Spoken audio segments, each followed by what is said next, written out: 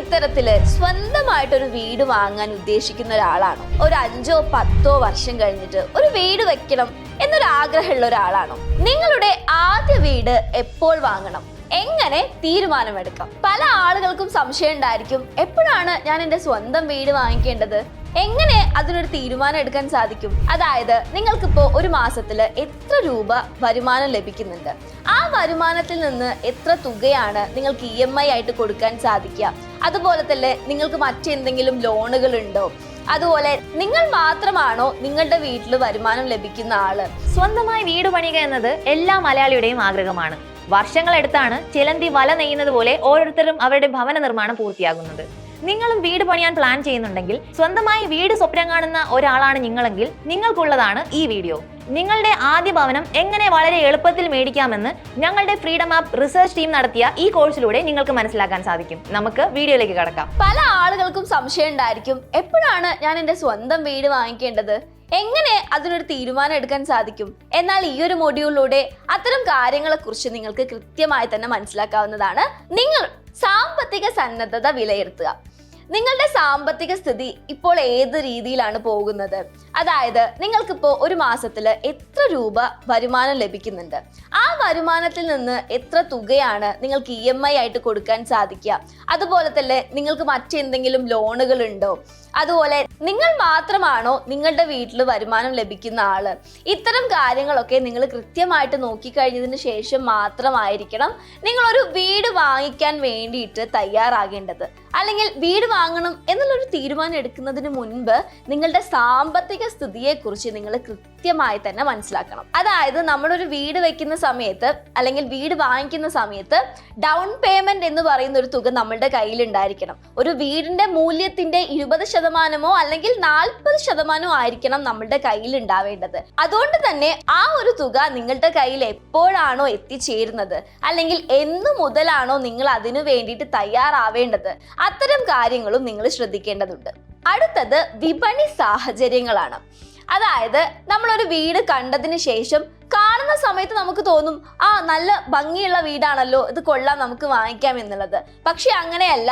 ആ ഒരു വീടിന്റെ വിപണി സാഹചര്യങ്ങൾ എത്രത്തോളം ഉണ്ട് എന്നതിനെ കുറിച്ച് നമ്മൾ മനസ്സിലാക്കണം. ഉദാഹരണത്തിന് നമ്മൾ 1 കോടി രൂപയുടെ ഒരു വീടാണ് വാങ്ങിച്ചത് എന്ന് വിചാരിക്കാം.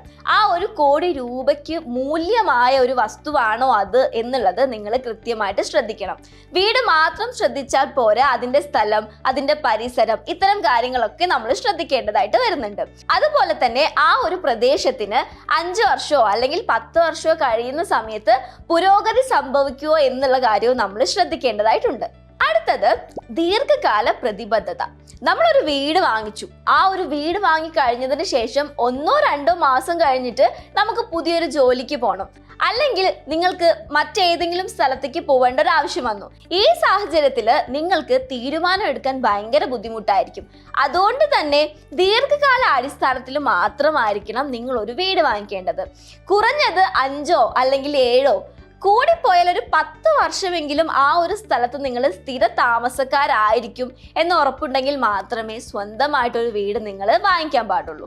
ആദ്യ ഭവനം എപ്പോൾ വാങ്ങണം എന്ന ഒരു ചെറിയ ചാപ്റ്ററിലൂടെയാണ് നമ്മളിപ്പോൾ കടന്നുപോയത്. ഈ ചാപ്റ്റർ നമ്മളുടെ ജീവിതശൈലി, നമ്മളുടെ സാമ്പത്തിക ഭദ്രത എന്നിവയെല്ലാം മുൻനിർത്തി എപ്പോഴാണ് നമ്മൾ ഒരു വീട് വാങ്ങേണ്ടത് എന്നതിലൂടെയാണ് കടന്നുപോയത്. ഈ ഒരു ചാപ്റ്റർ കണ്ടതുകൊണ്ട് മാത്രമായില്ല, ഇനിയും നമ്മൾ ഒരുപാട് കാര്യം മനസ്സിലാക്കിയിട്ടുണ്ട്. Home loan, down payment details എന്നിങ്ങനെ ഒരു വീട് പണിയുമ്പോൾ ചെയ്യേണ്ടത്, ചെയ്യാൻ പാടില്ലാത്ത എന്നിങ്ങനെ ഒത്തിരി കാര്യങ്ങൾ നമ്മൾ അറിയേണ്ടതുണ്ട്. നിങ്ങളുടെ ആദ്യ ഭവനം എങ്ങനെ വാങ്ങാം എന്ന A to Z കാര്യങ്ങൾ അടങ്ങിയ വീഡിയോ ഇപ്പോൾ ഫ്രീഡം ആപ്പിൽ അവൈലബിൾ ആണ്. ഇതുവരെ ഫ്രീഡം ആപ്പ് ഡൗൺലോഡ് ചെയ്യാത്തവർ ഇപ്പോൾ തന്നെ പ്ലേ സ്റ്റോറിലോ ആപ്പ് സ്റ്റോറിലോ പോയി ഫ്രീഡം ആപ്പ് ഡൗൺലോഡ് ചെയ്യുക. നമുക്ക് വീഡിയോയുടെ ബാക്കി ഭാഗത്തിലേക്ക് കടക്കാം. അടുത്തത് വ്യക്തിഗത ലക്ഷ്യങ്ങളാണ്. ഉദാഹരണത്തിന് എൻ്റെ ജീവിതത്തിൽ എൻ്റെ ഏറ്റവും വലിയൊരു ആഗ്രഹം എന്ന് പറയുന്നത് സ്വന്തമായിട്ടൊരു വീട് വാങ്ങിക്കുക എന്നുള്ളതാണ്. എന്നാൽ എൻ്റെ തൊട്ടടുത്തിരിക്കുന്ന എൻ്റെ ഒരു കൂട്ടുകാരനോ അല്ലെങ്കിൽ മറ്റാർക്കെങ്കിലും അയാളുടെ ലക്ഷ്യം എന്ന് പറയുന്നത് ഒരു പുതിയ ബിസിനസ് തുടങ്ങണമെന്നായിരിക്കാം. 5-10 ആളുകൾക്കൊക്കെ ജോലി കൊടുക്കുന്ന തരത്തിൽ ഒരു വലിയ ബിസിനസ് തുടങ്ങണം എന്ന ഉദ്ദേശത്തിലായിരിക്കും അയാളുടെ ലക്ഷ്യം ഉണ്ടാവുക. അപ്പോൾ ഇത്തരത്തിൽ ഏത് ലക്ഷ്യമാണോ നിങ്ങൾക്കുള്ളത്, ആ ലക്ഷ്യത്തിനനുസരിച്ചിട്ടായിരിക്കണം നിങ്ങളും വീട് വേണോ എന്നുള്ള കാര്യം ചിന്തിക്കേണ്ടത്. ഉദാഹരണത്തിന് ഒരു വീട്ടുടമസ്ഥനാകുക എന്നുള്ളത് നിങ്ങളുടെ ഉറക്കം കെടുത്തുന്ന ഒരു സ്വപ്നമാണെന്നുണ്ടെങ്കിൽ നിങ്ങൾക്ക് അത് യോജിക്കും. അല്ല എന്നുണ്ടെങ്കിൽ നിങ്ങൾ ഇപ്പോൾ ഒരു വീട് വേണം എന്നുള്ള തീരുമാനത്തിൽ എത്തേണ്ട ആവശ്യമില്ല. ഇനി അടുത്തത് വൈകാരികമായിട്ടുള്ള ഒരു തയ്യാറെടുപ്പാണ്. ഒരു വീട് വാങ്ങുക എന്നുള്ളത് ഒരേ സമയം സന്തോഷമുള്ള ഒരു കാര്യമാണ്. അതുപോലെ തന്നെ ഒരുപാട് സമ്മർദ്ദവും ഉണ്ട്. കാരണം നമ്മൾ പറഞ്ഞു നമ്മുടെ പ്രോപ്പർട്ടി വാല്യൂവിന്റെ 20%, 40% അതിന്റെ ഡൗൺ പേയ്മെന്റ് നമ്മൾ കൊടുക്കണം എന്നുള്ളത്. അതുപോലെ തന്നെ ഡൗൺ പേയ്മെന്റ് തുക നമ്മൾ സ്വരൂപിക്കണം. അതുപോലെ വായ്പ എടുത്തിട്ടാണ് നമ്മൾ വീട് വെക്കുന്നതെങ്കിൽ അതിന്റെ EMI നമ്മൾ മാസത്തിൽ തിരിച്ചടയ്ക്കണം. ഇത്തരം കാര്യങ്ങളെല്ലാം ഒരുപാട് സമ്മർദ്ദം ഒരു വ്യക്തിയിൽ ഉണ്ടാക്കുന്ന കാര്യമാണ്. അപ്പൊ അതുകൊണ്ട് തന്നെ വൈകാരികമായിട്ട് നിങ്ങൾ അതിന് തയ്യാറാണോ എന്നുള്ളത് നിങ്ങൾ ശ്രദ്ധിക്കണം. വീട് വാങ്ങുക എന്നുള്ളത് നിങ്ങളുടെ ഒരു ലക്ഷ്യമായിരിക്കാം, പക്ഷേ മറ്റുള്ള കാര്യങ്ങൾ കൂടി നമ്മൾ ശ്രദ്ധിച്ചിട്ട് ആ രീതിക്ക് അനുസരിച്ചിട്ടായിരിക്കണം നമ്മൾ ഓരോ കാര്യങ്ങളും കൃത്യമായിട്ട് ചെയ്യേണ്ടത്. കാരണം മക്കളുടെ വിദ്യാഭ്യാസം എന്ന് പറയുന്നത് നമുക്ക് 10 വർഷത്തിനോ 5 വർഷത്തിനോ മാറ്റിവെക്കാൻ സാധിക്കുന്ന ഒരു കാര്യമല്ല. അതുപോലെ തന്നെ നമ്മുടെ മാതാപിതാക്കളെ നോക്കുക എന്നുള്ളതും നമ്മുടെ ഉത്തരവാദിത്വമാണ്. അതുകൊണ്ട് തന്നെ വൈകാരികമായിട്ടുള്ള ഒരുപാട് കാര്യങ്ങൾ മനസ്സിലാക്കിയിട്ട് വേണം നമ്മളൊരു വീട് എന്നതിനെ കുറിച്ച് ചിന്തിക്കേണ്ടത്. ഇനി പലിശ നിരക്കാണ്. ഓരോ ബാങ്കിനും പല തരത്തിലായിരിക്കും പലിശ നിരക്ക് ഉണ്ടായിരിക്കുക. 9% അല്ലെങ്കിൽ 9.5%, 11%, 12%, ഇത്തരം പല നിരക്കുകളിൽ പലിശ നിരക്കുകൾ വരുന്നുണ്ട്. അപ്പൊ അതുകൊണ്ട് തന്നെ ഏറ്റവും കുറഞ്ഞ പലിശ നിരക്ക് എപ്പോഴാണോ അപ്പോൾ നമ്മൾ ആ ഒരു ലോൺ എടുക്കുന്നത് ഏറ്റവും ഉചിതമായിട്ടുള്ള ഒരു സമയമായിരിക്കും. ഒരു വീട് വാങ്ങാൻ തീരുമാനിക്കുന്നത് എപ്പോഴായിരിക്കണം?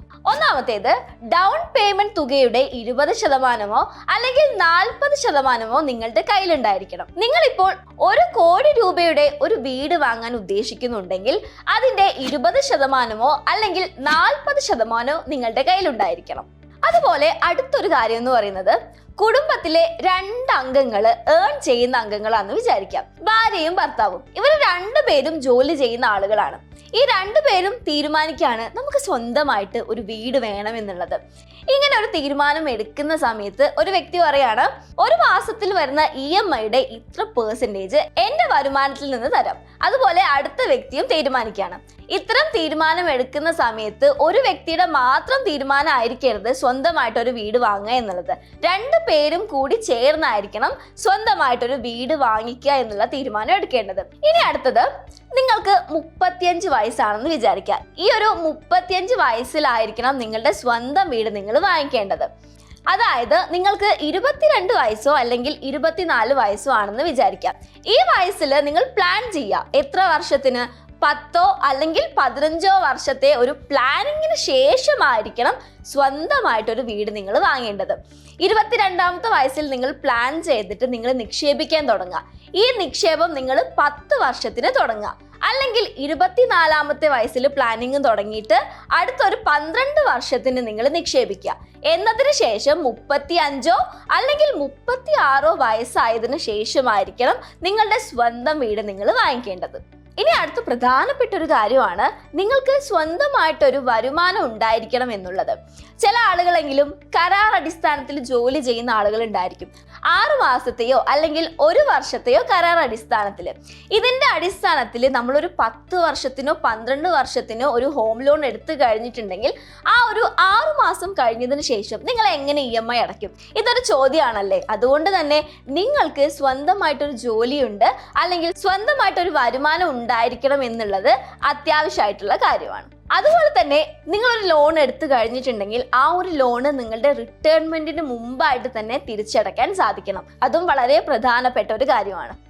ഇനി നിങ്ങളൊരു ലോൺ എടുത്തിട്ട് നിങ്ങളുടെ ഒരു ഇഷ്ടഭവനം പണിയാൻ വേണ്ടിയിട്ട് തീരുമാനിച്ചു. ഈ ഒരു അവസരത്തിൽ നിങ്ങൾ അറിഞ്ഞിരിക്കേണ്ട കാര്യങ്ങൾ എന്തൊക്കെയാണെന്ന് നോക്കാം. ഇക്വിറ്റി ബിൽഡിംഗ്, അതായത് നമ്മൾ ഓരോ മാസവും EMI അടയ്ക്കുന്നുണ്ട്.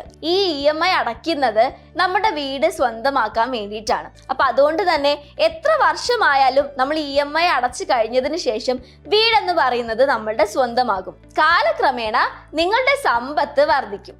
അടുത്തത് നികുതി ആനുകൂല്യങ്ങളാണ്.